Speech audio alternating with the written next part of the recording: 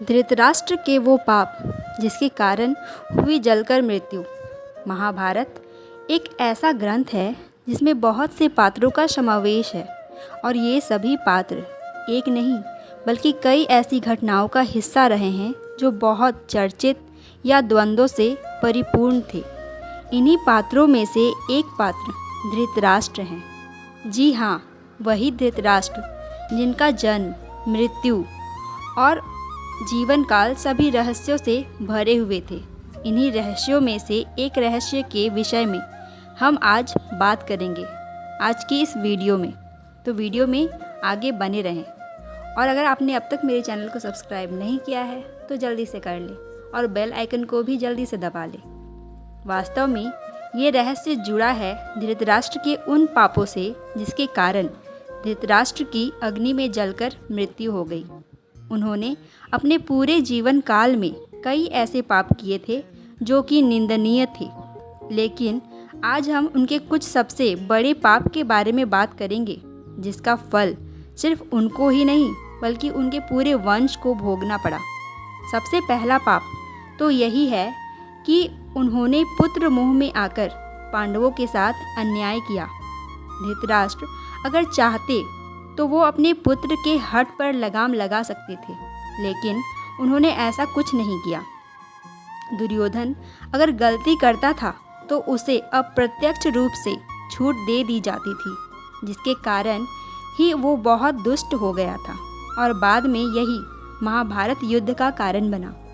दूसरा पाप है द्रौपदी के चीरहरण के समय चुप रहना। द्रौपदी के चीरहरण के वक्त भीष्म पितामह और धृतराष्ट्र का मौन रहना, इस अन्याय के विरुद्ध कुछ भी नहीं बोल सके, जबकि अगर वो चाहते तो वे सब रोक सकते थे, लेकिन उन्होंने ऐसा नहीं किया। ये एक ऐसी घटना थी जिसके कारण पांडवों के मन में कौरवों के प्रति नफरत का भाव स्थापित हो गया और सभी पांडव प्रतिशोध की अग्नि में जलने लगे। धृतराष्ट्र का तीसरा पाप था कि उन्होंने भीम को मारने की चेष्टा की।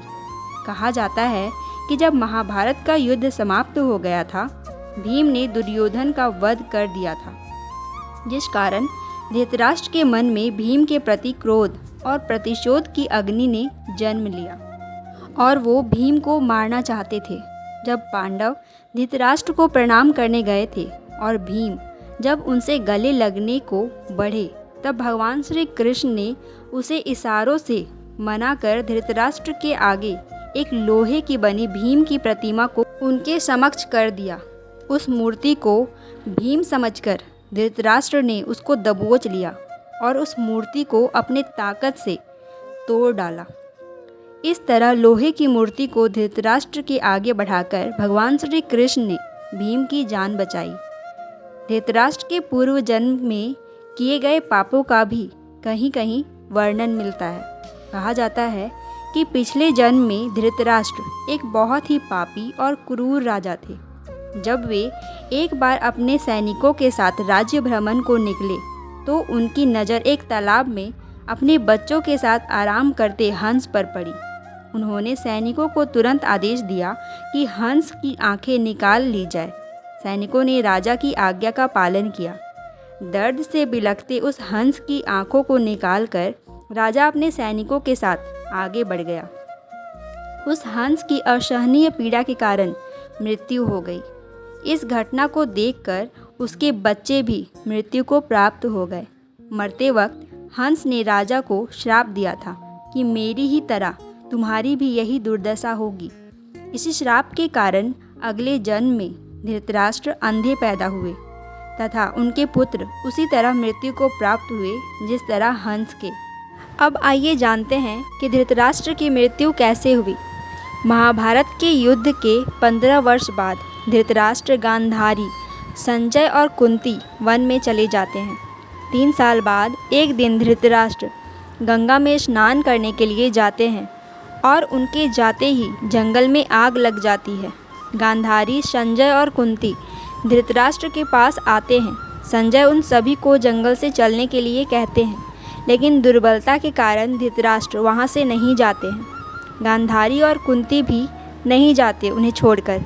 जब संजय अकेले ही उन्हें जंगल में छोड़ चले जाते हैं तब तीनों लोग आग में झुलसकर मर जाते हैं। संजय उन्हें छोड़कर हिमालय की ओर प्रस्थान करते हैं, जहाँ वे एक सन्यासी की तरह रहते हैं। बाद में नारद मुनि युधिष्ठिर को यह दुखद समाचार देते हैं। युधिष्ठिर वहाँ जाकर उनकी आत्म शांति के लिए धार्मिक कार्य करते हैं। आज की कथा बस यहीं तक। आपको ये कथा कैसी लगी मुझे कमेंट करके ज़रूर बताएं। धन्यवाद।